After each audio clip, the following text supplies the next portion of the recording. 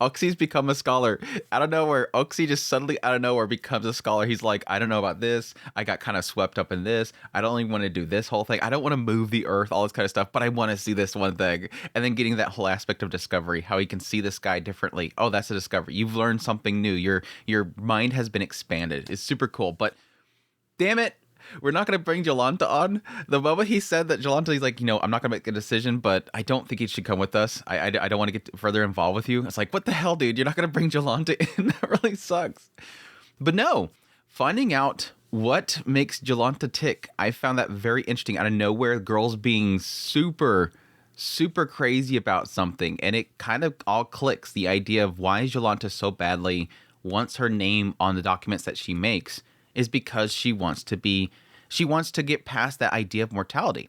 That's really what it's getting into. With Jolanta in this episode, she's literally pouring out what drives her so much to want people to read her writing. And not just, again, read her writing, but to speak to her. If her whole idea here with the idea of reading and writing is the concept of being timeless, the idea that in 2,000 years, somebody can read my documents and it's almost as if they're having a conversation with me, it makes sense as to why she wants her name on there. She doesn't want people in the future reading Kolbe and conversing with Kolbe. She wants them to talk to her. That's a super cool way of saying it. Now, I will admit, a little bit crazy and eccentric how she's sort of kind of expressing this, but it makes sense. I like how the manga, she looks even crazier. She's literally constantly covering up her mouth because she doesn't want to show how much she's like super ecstatic about talking about this. Like, she's been waiting for somebody to ask her about reading and writing, and she's like, oh, he's asking me. I want to tell him about how crazy I am. But again, it makes sense. The idea that she feels that reading and writing itself is a miracle. The idea that it bypassed time. And it is one of those things where, like, you read and write things all the time, and you don't really ever think about it. But it does make sense. The idea that this kind of makes you immortal in a way. That people, thousands of years in the future, will be able to read what you wrote, and it's almost as if they're conversing with you. It's super cool. It's a really cool concept there, but it sucks that she's leaving. Now, she could still get tied up in this whole thing because it looks like Piast is dead in the end, and I don't know necessarily that she wants to hang around with Kolbe. It doesn't seem like it wants to show Kolbe anymore. Like, beyond the whole, like, betrayal of Kolbe with Jolanta, they haven't really been showing Kolbe in the anime. So I don't know if maybe in the future in the manga, he's just, like, insignificant, so that's why they've kind of, okay, we've done what we need to do with Kolbe, kind of move on from there. They've skipped several little moments. Even this episode, there's technically a moment where Kolbe confronts Piast when he's trying to examine Venus. He's like, this is this last thing that I want to examine before I pass away. This one last truth that I want to find out, which was kind of a cool little tie-in at the end of the episode. But yeah, Kolbe comes out there and sees him, and he's like, this is the last thing I need to check out. And that's why he goes to everybody else and says, hey, you can use my research, but I want you to confirm this thing because I can't see it. I literally can't see it. But again, the fact that they haven't been showing Kolbe kind of makes me wonder if he's no longer important. Again, it sort of implies previously with the skip content that, yes, technically she went to Kolbe to basically tell him, I'm done with you. They almost gave him one more shot to essentially let her stuff be as it is and not put his name on it. But then he comes out and says, no, I'll put my name on it again. Don't worry. I'll cover you. I'll do it again. Just bring it to me first and I'll present it for you. But this can't be it for Jolanta. It just can't be it for Jolanta. I really do like the perspective that she gives in the story. And again, it's a lot to do with the fact that she is a female trying to stand out, trying to accomplish something without the world itself wanting her to not exist as a woman. Plus, yes, she's technically tied in with Novak, so I assume that she's going to be involved at some point, because I think that it's going to create a conundrum of Jolanta being involved with what Novak has to look into. But yeah, this episode extremely depressing. It's an extremely depressing episode. And I got a sense from last episode that we're going to get into the concept of somebody essentially expending their entire lifetime, 80 plus years, to doing one single thing, researching one single thing. And unfortunately for all these individuals, especially at this time frame, they're building these castles on sand. They're building it on a fake foundation. Its base is wrong. And yeah, that's what they were getting into initially with the professor in Piast, was the idea that he spent all this time on this theory. He wanted to hand it off to him. But then at some point, and they're not clear with this until later on, Piast sees something. He sees Venus in its final form. He sees it fully illuminated, and he didn't want to think that he's seen it. But yet here, as he's being presented this research and to continue it on, he can't stop thinking about that. No, I seen something that breaks his model, but I don't want to tell him. I never tell him, but I just don't want him to get involved with this. And then in his dying breath, he's like, okay, yeah, I'll take it and I'll finish it. But he always kept building on that foundation of falsity. It's all starting here, and it's broken. Again, we keep saying it. This is what Bodini's seen a long time ago, and he doesn't want to build on that. He was, from the very get-go, he's seen how it's wrong. There's too many errors, but everybody else ignores those errors. Even this professor says, I see all these errors, and I don't want to accept them, and he wants the truth. In the end, these people build all of their stuff on top of something that is broken. Its formulas don't work. They have to explain it somehow. They have to make some weird calculation. Well, the reason why Venus is lit up is because maybe it's refracting light off of something else and it's fully illuminating it. That's it. Yeah, that's got to be it. There's got to be some other reason why it's working, because this is our model.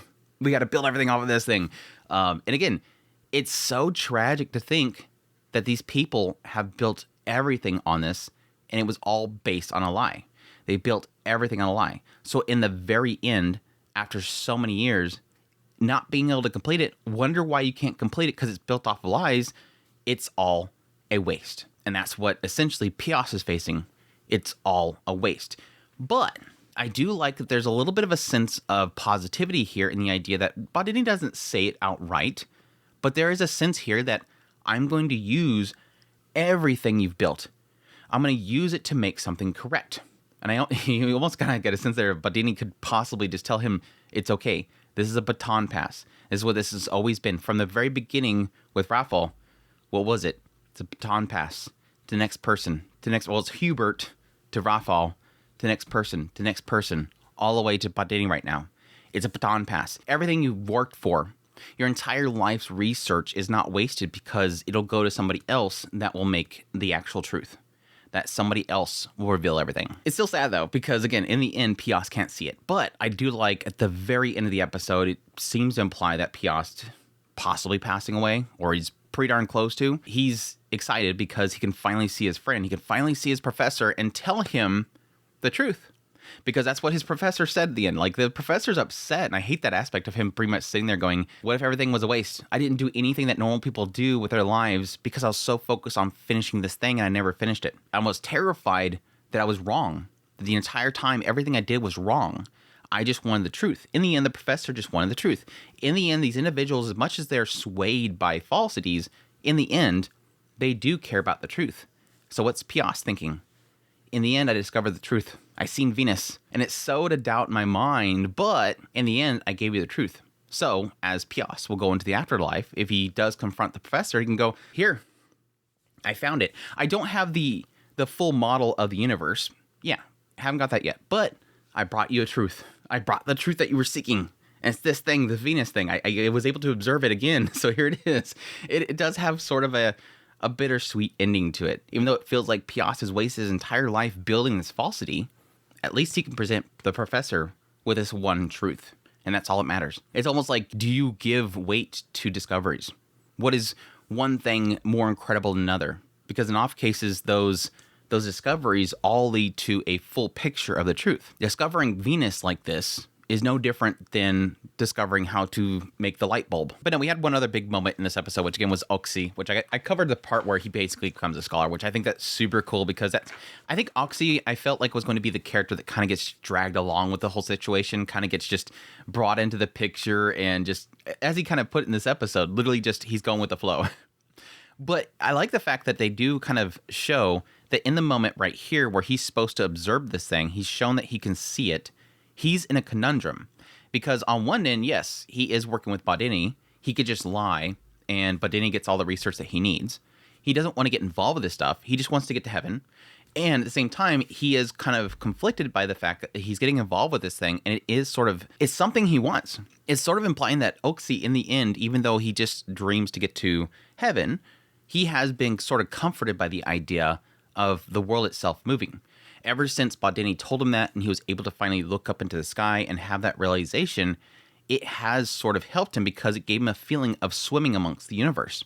Instead of being down here, the universe up there, we're at the bottom, he found comfort in the idea that we are literally, the earth itself is swimming in the heavens. He liked that. It gave him comfort. He no longer felt like these eyes were boring down upon him. So there is a sense here that he is getting swept up in it, and he finds comfort in it. So he doesn't have a fear, what if I do look up there and I don't see that? That's terrifying to him. The manga gets into it more in the idea that as he's looking up, he's literally praying, please be full. Please be full. Please be fully illuminated because I want this. And so when he finally sees it, he's excited. And again, it changed the sky for him. It was really cool. But we got a brief sense of what Jolanta thinks about the idea of these discoveries as well, because she is kind of similar to a lot of other people in the idea that, yeah, I like this. You don't like the idea of it not being illuminated because then it gives you that sense that we're at the bottom and that you've had this bad experience on this earth. But I see beauty in the complexity of everything. I see all these things about like creatures and beasts and humans and how sinful they are. And I see that it's complex and there's a beauty in that. But I like how she puts it in the idea that if the earth itself is moving and it's not at the bottom of it, no matter how corrupt the world is, it's never without light because the sun is always there. Now, granted, you have eclipses and whatnot, but still. But I do like the fact that he points out, well, if I say that it's full and he doesn't believe me, then isn't that bad? And no, Badeni's like, I like Badeni's in a mindset of a scholar that, okay, well, we just don't get the notes that he has. Big whoop. If we see it and he doesn't want to believe it, big whoop. I still discovered something. I still confirm something. I still get something to put in my data that, yes, this was this day, it was this, confirmed. But it was cool because even in the moment where, yes, he does see it, even still, Pias doesn't want to accept it. Again, because this is something that's going to refute not just him, but all the lifespan of not just his professor, but again, 2,000 years worth of data, which was all built on this lie. And I love how he puts it, the idea of like, you can't just brush that off by seeing this thing. We can explain it. We can explain it with our old model, our old flawed model. We can figure something out. You can't just deny 2,000 years worth of research. And I like how Badeni's like, yeah, there's something that could destroy it. There's something that could just spit in its face, destroy it, knock it over. Truth. And that's what sets Pias off, because that was what the professor wanted. The professor, in the end, just wanted truth. It's so well put together. I love it. Like he's like, doesn't want to let go of the key. He doesn't want to let go of the key. He's like, no, I don't want to give it to you. But he's like, dude, stop. Again, that's kind of one of those moments where you kind of see how ruthless Badeni is, because I think anybody else would probably just like, cup their hand over the other person's hand or let it go and say, look, I'm going to put this towards the answer.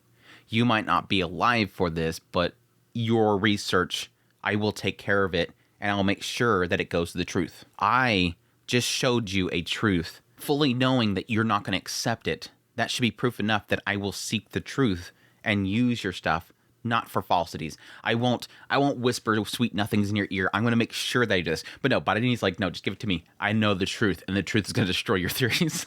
Give it up, boy. But that did kind of go against my theory, because I thought that the moment they got the okay, they were going to start building the model in there, and Pias was going to hope they finished it before he passed away. But no, Badeni's like, we got to get out of here. Like, this is somebody else's organization. We can't be here and research the stuff. So take the stuff and take it to the village, which does make me kind of wonder what's going to happen now that Pias passed away. If he did pass away, he could just be, unconscious. If this is a fake out death, then it's going to be kind of cheesy. All signs point to the idea that Pias is dead. So are they just going to get what they got? Hopefully Oxy carried a lot of stuff to the village before he passed away, because who's going to take over the facility?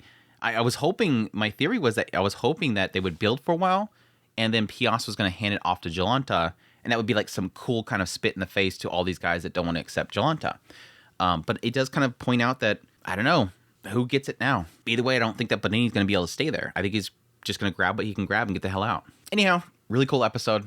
Hopefully we get more Jolanta. Hopefully they don't leave behind Jolanta. I want her to join the crew. But hope you guys enjoyed this video. If you did, hit the like button down below. Comment. Let me know what's about the episode. If you're new here, hit that subscribe button. Until next time, y'all take care.